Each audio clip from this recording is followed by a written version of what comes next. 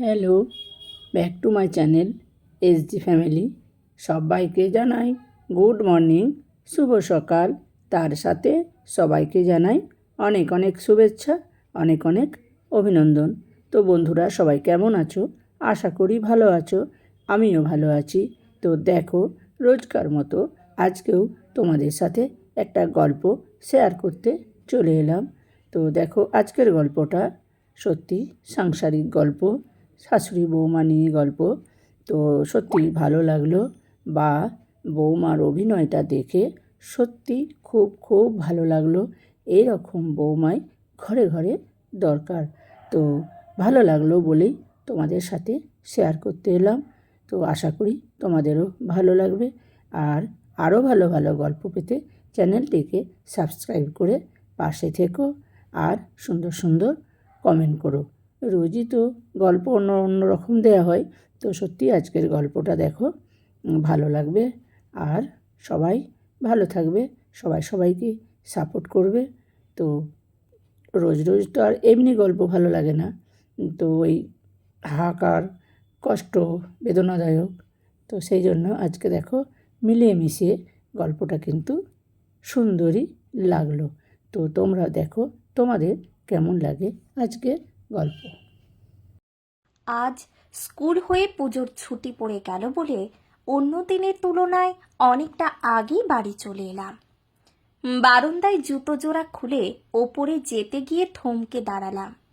নিচে শাশুড়ি মায়ের ঘর থেকে কথার আওয়াজ আসছে। বুঝলাম ছোট মাসি শাশুড়ি পুজোর জামা কাপড় দিতে এসেছে। দুই বোনের গল্প চলছে। আমার শাশুড়ি মা বলছেন, আর বলিস না, চাকরি করা মেয়ে ঘরের বউ হয়ে এলো। ভাবলাম সংসার এবার একটু সচ্ছল হবে। ও বাবা, কোথায় কি! না হলে বিয়ের পর এই প্রথম পুজো, বছরকার দিনে একটা শাড়ি পর্যন্ত আমাকে দিল না। কম টাকা মাইনে পাই, কম করে ওর জন্য আমি, মনটাই কত কষ্ট হয় বলতো। মাসি শাশুড়ি প্রতিবাদ করে বললেন, কে শেখাবে বলো দেখি ওকে? ছোটবেলায় বাপ মা দুজনেই মারা গেছে, কাকা কাকির ঘরে মানুষ। কে এইসব পুজোর তত্ত্ব করবে বলো তো? তবে এই কমাসে ছোট বৌমার ব্যবহার তো খারাপ দেখিনি। নিজের হাতে একটা শাড়ি দেবে না পুজোর দিনে? এটা কেমন যেন অবাক লাগছে আমারও। মেয়েটার মন এতটা ছোট তা তো বুঝতে পারিনি। আমারও কেমন যেন খটকা লাগছে একটু। শাশুড়ি মা বললেন, ওসব দেখনদারি বুঝেছিস? মুখে মিষ্টি কথা দিয়ে সব ম্যানেজ করে দেবে। কাউকে কিছু দেবার বেলায় লবডঙ্কা। এই তো বড় বউয়ের বাপের বাড়ি থেকে এসে শাড়ি মিষ্টি দিয়ে গেল। বড় বউ ছেলেও শাড়ি কবে কিনে দিয়ে গেছে। এমনি আমার খাওয়া পড়ার কোনো অভাব নেই, কিন্তু ওর একটা কর্তব্য বলে জিনিস নেই। এই নাকি শিক্ষিত মেয়ের শিক্ষার নমুনা? আমি নিজেই মনে মনে মুচকি হেসে উপরে চলে গেলাম।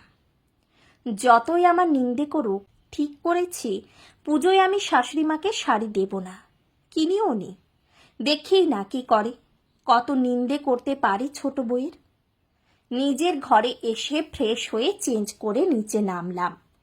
মাসিমার সঙ্গে দেখা করা দরকার। মাসিমার জন্য কেনা গরদের শাড়িটা, আলতা সিঁদুর হাতে করে শাশুড়ি মায়ের ঘরে ঢুকলাম। দেখলাম ঘরে বড় যা ইতিমধ্যেই হাজির। আমাকে দেখে মাসি শাশুড়ি হেসে বললেন, ছোট বৌমা যে, এসো এসো। কখন এলে টের পাইনি তো। আমি হেসে বললাম, এই খানিক আগে। আপনারা গল্প করছিলেন বলে আর ডিস্টার্ব করিনি। একেবারে ফ্রেশ হয়ে নামলাম। তারপর হাতে জিনিস কটা দিয়ে প্রণাম করে বললাম, পুজোয় পরবেন? উনি শাড়িটা নেড়ে চেড়ে দেখে বললেন, খুব সুন্দর হয়েছে মা, পরব। তুমি দিয়েছ, নিশ্চয়ই পরব। এমন সময় বড় যা শাশুড়ি মাকে বলল, মা, আমি আর তোমার ছেলে যে শাড়িটা এবার দিয়েছি, মাসিকে দেখাও, আর আমার মা যেটা দিয়ে গেল সেটাও দেখাও। শাশুড়ি মা সঙ্গে সঙ্গে উঠে গিয়ে আলমারি খুলে দুটো শাড়ি এনে বিছানায় ফেললেন। আমার যা দুটো শাড়ি মাসিমার হাতে দিয়ে বলল, দেখুন মাসিমা, আমার মা দিয়েছে এই মুগা সিল্কটা, আর আমরা দিয়েছি এই ঢাকাই জামদানিটা। আসলে মা সেভাবে ভালো শাড়ি তো পরতে পায়নি কখনো, তাই আমার মাকে আমি বিয়ের পর থেকেই বলে রেখেছি একটু দামি শাড়ি দিতে, যাতে বিয়ে বাড়ি কাজের বাড়ি পরে যেতে পারে। তারপর শাশুড়ি মায়ের দিকে চেয়ে বলল, আচ্ছা মা, তুমি কখনো মুগা সিল্ক পরেছো? শাশুড়ি মা শুকনো হেসে বললেন, ছোট বয়সে 2 ছেলে নিয়ে বিধবা হলাম, আমি কোথায় পাবো ওসব বলতো? তাঁত ছাপাতেই জীবন চলে গেল। তখন যা আমাকে বলল, রিনি, তোমার কাকা কাকিমা এসেছিলেন নিশ্চয়? আমি তো বাপের বাড়ি গিয়েছিলাম, হয়তো সেই সময় দিয়ে গেছেন। কেমন শাড়ি দিল দেখাও দেখি। আমি বললাম, না, ওনারা আসেননি, আর আসবেনও না, আমি বারণ করেছি। এত বছর ওনারা যেভাবে পেরেছেন, যতটা সম্ভব পেরেছেন আমার জন্য করেছেন। পড়াশোনাটুকু শিখিয়ে নিজের পায়ে দাঁড় করিয়েছেন। তাদের নিজেদের সংসার, ছেলে মেয়ে আছে। আমি এখন স্বাবলম্বী, এখন আমি যাকে যতটুকু করার করব। ওনারা আর কত করবেন? শাশুড়ি মা বোধহয় আর রাগ সামলে রাখতে পারলেন না, মুখ ভেঙচে বললেন, আমি যতটুকু করার করব। মুখে বড় বড় লেকচার। ওই জন্যই সারা বছর খেটে মরেও পুজোয় একটা ছাপা শাড়িও শাশুড়ির কপালে জোটে না। বড় যা শাশুড়ি মায়ের এই কথাই বোধহয় খুবই আনন্দ পেল। মুখ টিপে হাসতে হাসতে বলল, আমি সবার জন্য একটু চা করে আনি বলে রান্নাঘরে চলে গেল। তখন মাসি শাশুড়ি বললেন, আশ্চর্য ছোট বৌমা, তুমি সবার জন্য কেনাকাটা করেছো শুনলাম, এমনকি মাসিটাকেও ভুলোনি, কিন্তু শাশুড়ির জন্য নিতে ভুলে গেছো? এটা তো আমি বিশ্বাসই করতে পারছি না। আমি কথাটার কোনো উত্তর না দিয়ে শুধু একটু হেসে উপরে চলে গেলাম। মিনিট 3 পরে ফিরেও এলাম।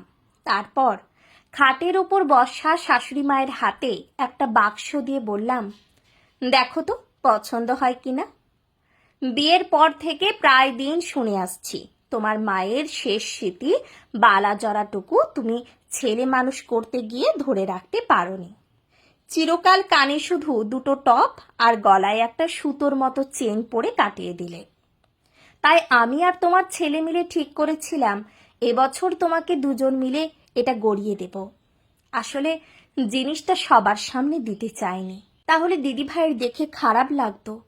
ওকে কিভাবে বোঝাবো যে উপহারের কোনো ব্র্যান্ড হয় না, উপহারের কোনো মূল্য হয় না, উপহারে কোনো প্রতিযোগিতা হয় না, উপহারেই শুধুমাত্র দেওয়ার মনটা থাকতে হয়। দেখলাম শাশুড়ি মায়ের হাত দুটো থরথর করে কাঁপছে, চোখের জল টলটল করছে। আমি ওনার হাত দুটো ধরে বালাজোড়া পরিয়ে দিয়ে বললাম, এই হাত করা দিয়ে ভালোবাসায় বাঁধলাম, কখনো যেন খোলার চেষ্টা করা না হয়। কাঁদছো কেন মা? প্রত্যেক ষষ্ঠীর দিনে দেখেছি পুজো দিয়ে এসে তুমি আমাকে সবার আগে টিপ পরিয়ে আশীর্বাদ করো। আমার ছেড়ে যাওয়া জামা কাপড় কেচে দিয়ে মেলে তুলে গুছিয়ে রাখো, আমার ঘর মুছে বিছানা গুছিয়ে দাও। মা বেঁচে থাকলে যেমন করতো, মেয়ে হিসাবে আমিও তো মায়ের জন্য করতাম। তুমি কি আমার মায়ের চেয়ে কিছু কম? তোমাকে দেব না তো কাকে দেব বলো? মাসি শাশুড়ির দিকে তাকিয়ে হেসে বললাম, ষষ্ঠীর দিন আমাকে ফোঁটা পরিয়ে দেওয়ার পর দেব ভেবেছিলাম, তা ওনার তো আর তর সইল না।